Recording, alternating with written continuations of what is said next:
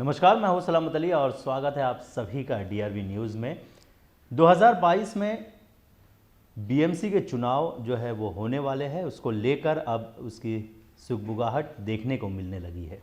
कई राजनीतिक पार्टियों में उथल पुथल होने लगी है। तोड़ जोड़ की राजनीति भी जो है वो धीरे धीरे अब देखने को मिल रही है। कई खबरें ऐसी आ रही है। इसी बीच राजनीतिक पार्टियों की अगर बात करें तो कौन सी राजनीतिक पार्टी किसके साथ जाएगी, इस पर अब चर्चा होने लगी है। आज हम इसी पर चर्चा करने वाले हैं कि बीजेपी किस तरह से बीएमसी को कब्जा करने वाली है और क्या शिवसेना जो इतने सालों से बीएमसी पर काबिज है वो सत्ता से हट पाएगी। इन सभी चीज़ों पर आज हम चर्चा करने वाले हैं और चर्चा के लिए हमारे साथ वरिष्ठ पत्रकार अनुराग त्रिपाठी जी हमारे साथ स्टूडियो में मौजूद है। अनुराग जी, बहुत बहुत स्वागत है। सबसे पहले ये जानना चाहेंगे, बीएमसी चुनाव 2022 में होने वाले हैं, इसको लेकर राजनीतिक पार्टियां किस तरह से तैयारियां कर रही है? बीएमसी में एक लंबे अरसे से शिवसेना काबिज है। अगर 1992 से लेकर के एक 3-4 साल का वक्फा छोड़ दें तो 3 दशक के ऊपर हो गया है कि बीएमसी में लगातार, भले विधानसभा चुनाव जीते या ना जीते, लोकसभा में चाहे जो हाल हो, कॉरपोरेशन हमेशा बीजेपी के हाथ में पहुंच जाता है जी। तो ये एक बहुत लंबा अरसा किसी भी संगठन के लिए होता है। ऑब्वियसली शिवसेना इसके लिए तैयार है, क्योंकि उसके पास, शिवसेना के एक सबसे बड़ी शक्ति जो होती है कि वो गली मोहल्ले में उसके पास जो कार्यकर्ता हैं, उसका जो शाखा का नेटवर्क है, उसकी कोई जवाब नहीं है। मेरे ख्याल से 121 शाखाओं में आप देखेंगे उनकी वो मजबूत एक स्ट्रक्चर उनके पास तैयार है। और वो स्ट्रक्चर ऐसा मजबूत होता है कि वो जो शाखा प्रमुख होता है उसकी इतनी पकड़ होती है अपने आसपास के व्यापारियों पर, दूसरे क्षेत्रों पर, सामाजिक संगठनों पर, वो शिवसेना के बहुत काम आ जाता है। और वो दूसरे स्तर पे काम आए ना आए, लेकिन विधानसभा में तो बिल्कुल, विधानसभा में थोड़ा काम आता है और कॉरपोरेशन में तो एक तरफा खेल होता रहा है लगभग कॉरपोरेशन में। अब ये सवाल ये उठता है कि क्या ये शिवसेना को हटाया जा सकता है क्या? तो बीजेपी अब तक शिवसेना के साथ थी, नंबर 2 की पार्टी मुंबई में। अब अगर शिवसेना के अलावा कोई है तो सिर्फ बीजेपी है। तो 2 धुरियाँ हैं क्लियर कट कि इन दोनों के बीच चुनाव होना है। बाकी दल तो यहाँ और उधर कौन कहाँ जुड़ेगा, इतने भर का हिसाब किताब है। मेरे ख्याल से कांग्रेस हो या एनसीपी हो या मनसे हो, इन सब का बहुत ज़्यादा जनाधार बना हो या टिका हो, हाल के दिनों में ऐसा दिखाई तो नहीं दे रहा जी। इसके अलावा बीजेपी और शिवसेना में आपने बताया कि इन दोनों के बीच जो है वो कॉरपोरेशन की लड़ाई होने वाली है। शिवसेना के पास मराठी मानुस की ताकत है, वहीं दूसरी ओर राज ठाकरे की जो पार्टी है महाराष्ट्र नवनिर्माण सेना, वो भी कहीं ना कहीं उसी एजेंडे पर काम करती है। ऐसे में क्या बीजेपी और मनसे मिलकर शिवसेना को पीछे कर सकती है, आपको लगता है? अब स्थिति ऐसी है कि शिवसेना छोड़ गई है बीजेपी को जी। ये शिवसेना का निर्णय था छोड़ने का। बीजेपी तो नहीं चाहती थी कि वो छोड़े, है ना, लेकिन बहुत दिन की नाराज़गी थी, अंदरूनी बहुत सारा पेच चल रहा था, 5 साल का गुस्सा, और वो टिकना नहीं था उसको जी। वो टूट गया। फिर उसके बाद बीजेपी ने बनाने की कोशिश की एनसीपी के साथ सरकार, जो चली नहीं। एक ही दिन की सरकार रही वो, बड़े अजीबो ढंग से रात को 2 बजे शपथ विधि हुई सरकार की और चली गई वो सरकार भी। अब शिवसेना कांग्रेस और एनसीपी के साथ है। अब मुंबई की जहाँ तक बात करें तो यहाँ इन तीनों जो 3 पार्टियां हैं जो 3 गठबंधन उन्होंने बनाया है महाआघाड़ी का, उस महाआघाड़ी गठबंधन में कांग्रेस है और एनसीपी है। इन दोनों का बहुत बड़ा मुंबई में स्टेक नहीं है जी। ऐसा नहीं है कि ये बहुत ज़्यादा, और पिछले 3-4 चुनाव के रिजल्ट पड़े हुए हैं। तो यहाँ समझौता होते समय वो शिवसेना को बड़ा भाई मानेंगे, इसमें कोई, मुंबई में शिवसेना बड़ा भाई है ही है जी, वो तो मान ही लेंगे। तो वो वहाँ समझौता हो जाने में इन 3 दलों में, है ना, कोई मुझे मुश्किल नहीं नज़र आ रही है। वो तो एक तरफा लग रहा है कि अब ये 3 दल कम से कम विधानसभा लड़े न लड़ें, लेकिन मुंबई कॉरपोरेशन के चुनाव मिल के लड़ने चाहिए। ऐसा एक कोई बहुत ज़्यादा गड़बड़ नहीं हुई तो जी, है ना, राजनीति में तो गड़बड़ें होती रहती हैं, है ना।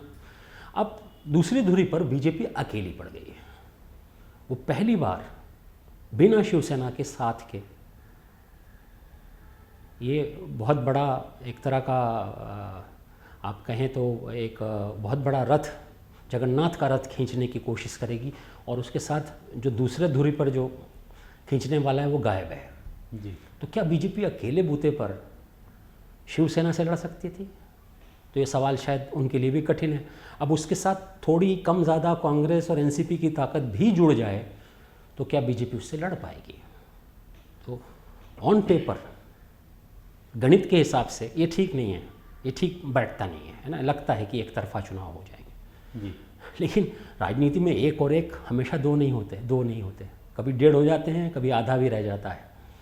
तो आप ये जो गणित है कितना हद तक ज़मीनी तौर पर नहीं, लेकिन अनुराग जी मैं ये जानना चाह रहा हूँ कि बीजेपी, जिस तरह से आपने बताया कि बीजेपी अकेली पड़ रही है वो पार्टी, और एक तरफ शिवसेना, कांग्रेस और एनसीपी का गठबंधन है जो यहाँ पर चुनाव में देखने को मिल सकता है। वही मैं समझाने का, लेकिन मनसे का क्या रोल होगा, मैं ये जानना चाह रहा हूँ कि मनसे यदि बीजेपी के साथ जाती है, क्योंकि पिछले दिनों देवेंद्र फडणवीस और राज ठाकरे की मुलाकात हुई थी, उसको लेकर कई खबरें जो है वो सामने आई थी, कई अनुमान लगाए जा रहे थे कि हो सकता है कि कॉरपोरेशन का जो चुनाव होगा उसमें बीजेपी और मनसे साथ आएगी। यदि मनसे और बीजेपी साथ आती है तो शिवसेना को कितना नुकसान होगा? नहीं, वो आप वो विषय मैं आपने मुझे टोक दिया जहाँ पे मैं वहाँ से फिर शुरू करता हूँ, है ना। फिर आओ उस विषय पर आएंगे, पहले धीरे से ज़रा समझने की कोशिश कीजिए कि एक और एक दो नहीं होते और डेढ़ नहीं होते। तो ये क्या गणित बैठेंगे? क्या कांग्रेस का वोटर जो है वो शिवसेना को वोट डालेगा? क्या शिवसेना का वोटर कांग्रेस को वोट डालेगा? मूल जो वोटर है, ऊपर गठबंधन हो जाते हैं, ज़मीनी स्तर पर कई चीज़ें संभालना बड़ा कठिन होता है। तो ये जो ट्रांसफ़र ऑफ वोट्स होते हैं, बीजेपी के वोट शिवसेना को ट्रांसफ़र होते थे हिंदुत्व थियरी पर, और शिवसेना के वोट बीजेपी को ट्रांसफ़र हो रहे थे। यहाँ तक तो ठीक है, लेकिन आप अब मैं वो उस सवाल के आ रहा जिस जो आपने अभी किया है उस पर आता हूँ। तो अब ये मनसे और शिवसेना, पिछले बार ऐसा हुआ, पिछले चुनाव में हमने देखा है, 2-3 चुनावों के लिटरली बीजेपी को शिवसेना की क्यों ज़रूरत नहीं महसूस हो रही, क्यों उसको लग रहा है कि शिवसेना गई तो गई, कोई बात नहीं, बहुत नुकसान नहीं हुआ, ऐसा लग रहा है उसको। पिछले चुनाव में ऐसा हुआ है कि जो मराठी वोटर है, मूल Marathi voter, hard core Marathi voter, जो शायद शिवसेना की लाइन पे सोचता है कि जहाँ शिवसेना का वोट कैंडिडेट नहीं था वहाँ उन्होंने मनसे को वोट डाला है, बीजेपी को वोट नहीं पड़ा। एक बहुत बड़ी संख्या में वोट ट्रांसफ़र नहीं हो रहा था पिछले चुनाव में। ये बहुत ही चिंता का विषय था बीजेपी के लिए। अब फिर वही स्थिति आएगी कि जब वोट ट्रांसफ़र नहीं हो रहा है तो मनसे के साथ क्या होगा? मनसे का वोटर ज़्यादा हार्डकोर है, तो वो ज़्यादा हार्डकोर वोटर क्या बीजेपी को वोट देगा, या अपनी मराठी आइडियोलॉजी को ध्यान में रखते हुए वहाँ पर जहाँ बीजेपी का कैंडिडेट होगा और वो शायद नॉन महाराष्ट्रन हो, तो क्या उसको मनसे का वोटर वोट डालेगा? ये सवाल मेरे ख्याल से बीजेपी को भी परेशान कर रहा होगा। ये पूर्ति नहीं हो रही है। शिवसेना का जो संगठन है, जिस तरह का जो विशाल का संगठन शिवसेना का है, शिवसेना के 1 लाख पदाधिकारी हैं मुंबई में, 1 लाख, इसकी पूर्तिता कहाँ से होगी? मनसे आज से 10 साल पहले जितनी स्ट्रांग थी, आज तो उतनी ताकतवर नहीं दिख रही है, तो पूर्ति नहीं हो रही है। और वो बड़ा भाई बीजेपी इसमें, हाँ ठीक है, बीजेपी अपने आप को बड़े भाई के तौर पर प्रोजेक्ट करके उसका फ़ायदा हो जा रहा है, कई चीज़ों में उसका फ़ायदा हो रहा है। तो वो फ़ायदा क्या बीजेपी जो उसको फ़ायदा हो रहा है, अब दोनों चीज़ है, या वो अकेले लड़े या मनसे को साथ लेके लड़े, दोनों में अपनी अपनी दिक्कतें हैं। अकेले लड़ने में एक फ़ायदा सीधे सीधे दिखता है कि आप दूसरे की विचारधारा का आपको चिंता करने की बात नहीं, आप मोदी जी को दिखाते हैं, कमल दिखाते हैं, मेरी पार्टी है, सुशासन है, कोई चक्कर नहीं है फिर, और दूसरों को भरोसा नहीं है तो अपने बूते पे आप लड़ लेते हैं।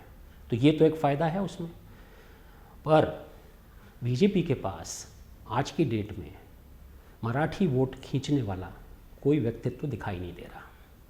हाँ, उनके बीजेपी के महाराष्ट्रन लीडर हैं, है ना, शेलार हैं, तावड़े हैं, लेकिन ये वोट कैचर नहीं है कहीं से। अपने अपने इलाके में उन्होंने काम किए हैं, लेकिन कोई ऐसा फेस नहीं है बीजेपी के पास, कोई मराठी फेस मुंबई लायक का दिखाई नहीं दे रहा है। और एक लंबे समय से ये कमी महसूस की जा रही है। बीजेपी को भी इसका एहसास है, इस कमी का, कि वो पूर्तता नहीं कर पा रही है।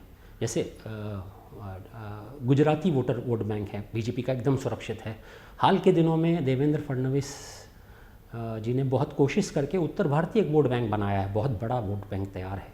ये दोनों वोट बैंक तो उनके पास दिखाई दे रहे हैं, उसका फ़ायदा दिख रहा है, लेकिन इसका सामने आप देखिए हालत क्या हो गई। शिवसेना को भी सोचना पड़ रहा है, उन्होंने अपनी गुजराती इकाई खड़ी कर दी है और वो बाकायदे इसी हफ्ते एक गुजरातियों का, जिसमें गुजराती बड़े बड़े इंडस्ट्रियलिस्ट शिवसेना ज्वाइन कर रहे हैं, दिखाने की कोशिश कर रहे हैं। ज़मीनी स्तर पे इसका क्या होगा ये अलग बात होती है, लेकिन बीच शिवसेना ये एहसास जताने की कोशिश कर रही है कि पूरा गुजराती वोट तुम्हारा नहीं है, उसमें हमारी भी सेंध होगी, ये दिखाने की कोशिश कर रही है। और ये सब अलग अलग स्तर पे ये सब अपने अपने सब एक एक माटी के ढीहे बना रहे हैं। अब ये कितने टिकेंगे चुनावी हवा में, ये तो देखने की बात होगी कि ये क्या सचमुच हो पाएगा क्या।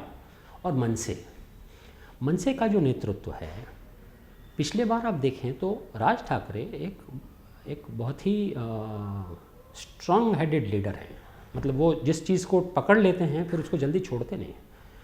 उद्धव ठाकरे फिर भी कॉम्प्रोमाइज़ करते रहे हैं बीजेपी के साथ, मानते रहे उसकी बातें, दुखी होते रहे बाद में, पर वो मानते रहे उसकी बातें। राज ठाकरे के साथ ये हमेशा समस्या रहेगी मेरे ख्याल से। राज ठाकरे अगर वो हिस्सा मांगे, बराबरी का हिस्सा मांगे शिवसेना जैसा बीजेपी से, तो क्या होगा? कितने सीटें लेकर के राज ठाकरे कॉरपोरेशन में संतुष्ट हो जाएंगे?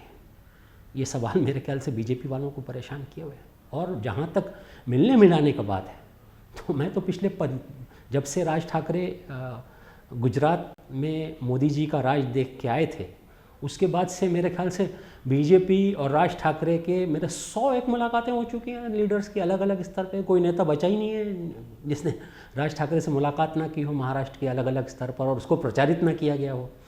प्रचारित करना अलग काम है, लेकिन दोनों कहीं गठजोड़ बना रहे हों, कोई ऐसी स्थिति बन रही हो, ऐसा अब तक तो होता है, ज़मीन पे तो दिखाई नहीं दे रहा पॉलिटिक्स में। जी, तो आगे ऊँट किस करवट बैठेगा ये देखने वाली बात होगी। और फिलहाल 2021 जो कॉरपोरेशन का चुनाव है उसकी तैयारियां जो है वो अब देखने को मिल रही है। राजनीतिक पार्टियों में उथल पुथल भी हो रही है। इस पर विश्लेषण किया हमारे साथ जो हमारे वरिष्ठ पत्रकार, हमारे मेहमान मौजूद थे, अनुराग त्रिपाठी जी ने, और उन्होंने बताया कि किस तरह से मनसे यदि बीजेपी के साथ जाती है तो क्या हो सकता है, और यदि शिवसेना अपने आप को मजबूत बनाकर फिर एक बार सत्ता पर काबिज होना चाहती है तो किस तरह से कर सकती है। इस पर चर्चा हम लगातार जारी रखेंगे। फिलहाल अनुराग जी, हमसे जुड़ने के लिए आपका बहुत बहुत शुक्रिया। और लगातार राजनीतिक क्या कुछ हलचल होगी उस पर लगातार हमारी निगाहें बनी होगी। फिलहाल हमारे इस खास पेशकश में बस इतना ही। तो मुझे यानी सलामत अली और मेरी पूरी टीम को दीजिए इजाज़त, लेकिन जाते जाते इस चैनल को लाइक, शेयर और सब्सक्राइब करना ना भूलें।